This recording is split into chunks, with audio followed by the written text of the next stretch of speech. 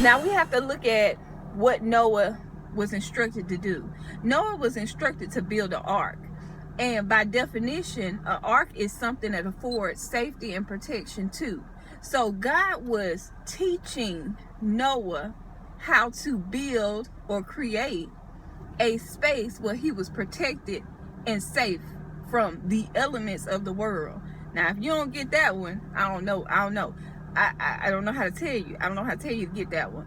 Basically, God will instruct us how to protect ourselves. And I'm not talking about in a physical nature. I'm talking about in a financial sense. Everything of this world that attempts to drown us out, even, the enemy using our own low self-esteem, everything that the enemy tries to use to drown us out and us being the person God created us to be, everything he uses, God said, if you listen to me, I will teach you how to build an ark of safety.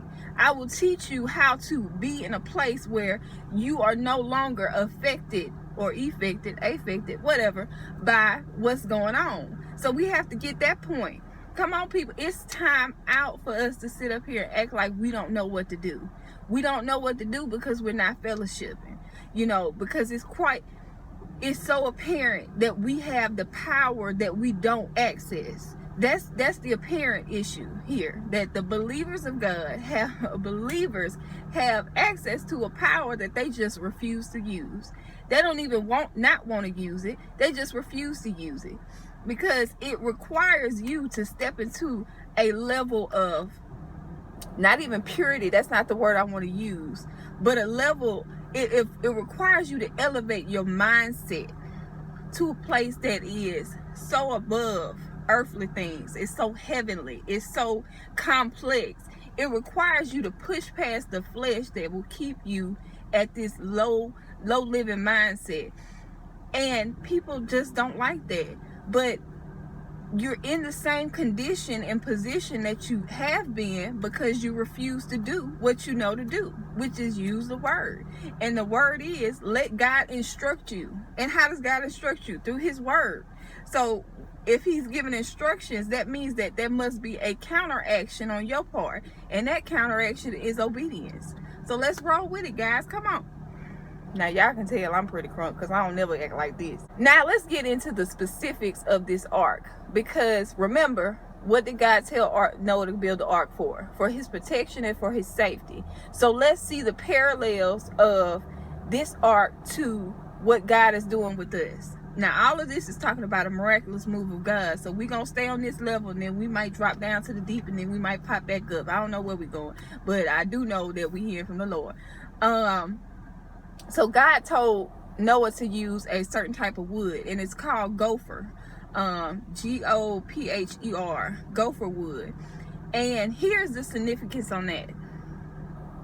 That name or type of wood is only seen one spot in the Bible, and that's in Genesis, dealing specifically with this ark. It's in that verse. And so from that, I began to look up. I was like, well, what happened to it? What kind of wood is it? And as I tried to research it, there are different theories of what it is. Some people believe it was a type of wood that was only in manifestation before the flood. Because remember, if he flooded out the whole world, that means everything in it died. And so if Noah didn't put it on the ark, then it wasn't saved. So it died. But now in thinking about it, I don't think that's the case, because God told Noah to take one of every kind. So I don't think that that's the case. I don't know. It could be wrong. We don't know what it is, because the wood don't exist anymore. Other people have said, or other studies have said, that they believe it refers to not a specific wood, but a process to completing the wood. Some people say that it is, I'm looking at my notes, remember. Some people say that it refers to a pitch, which is, I guess, a waterproof covering of the wood. But basically, here's the point. That is never seen again. Watch that. That is never seen again. That word, that type of wood, that type of use is never seen again. So here's what a miraculous move of God, because remember, that's what we're talking about today, miraculous move of God. So here's what a miraculous move of God does. It cannot be duplicated. It cannot be provoked by us to occur. It is simply a move of God where God decides that he's going to assert his authority in our lives for his will, for a specific purpose. A miraculous move of God is significant because it shows a moment of change in dispensations. It shows a change of elevation. It shows a change of revelation. It shows almost like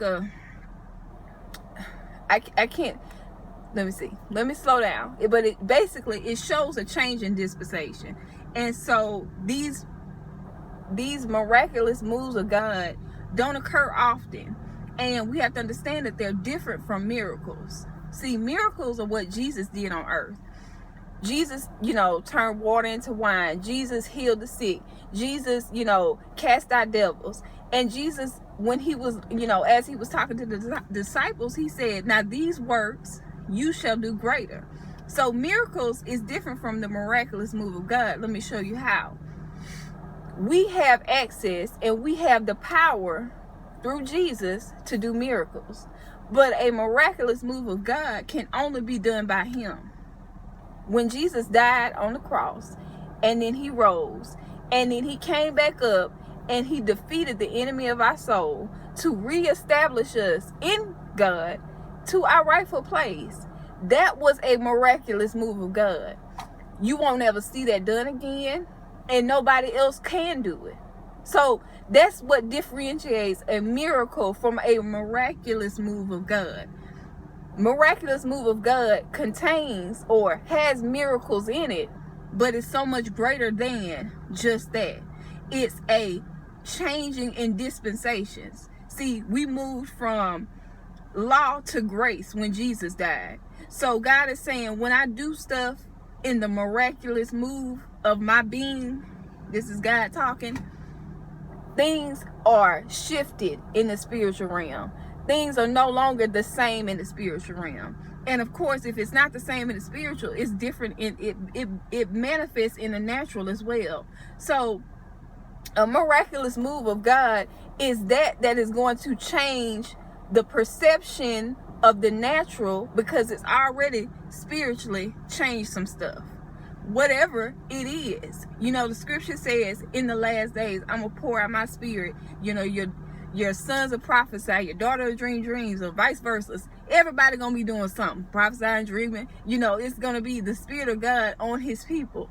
So what is the miraculous move of God I'm talking about here? Well, he ain't tell me that, but my guess is it's having to do with the fact that we're in a time and we're in a season where it seems like sin is running rampant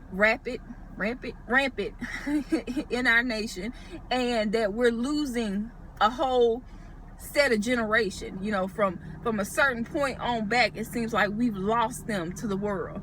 And God is saying, no, my spirit, there's been a shift in the spirit, and this is a miraculous move of God, because I need to transition and shift this, what appears to be lost, back reconciled to me. And how does he do that? Through a miraculous move. How does he get the miraculous move through? Through obedience as his people, that is going to transition us from one dispensation to a greater level of dispensation. And that could be a greater grace. Where sin abound, did grace abound even more? So, or did much more abound, however you want to say it. But where sin was, grace was even greater. Okay, so much like the gopher wood God told Noah to use, a miraculous move of God will never manifest itself like that again. That's the point of a miraculous move of God. It will never show up the same place, the same way every time. It will always be different.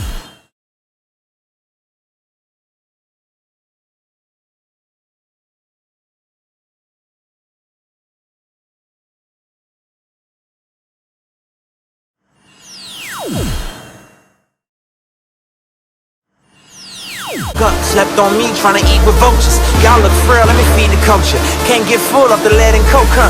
Still sober? Y'all OD, follow me. Where the rain follow me, king. Yeah, I know the king, Martin Luther King. You ain't really gonna throne, boy, you in a dream.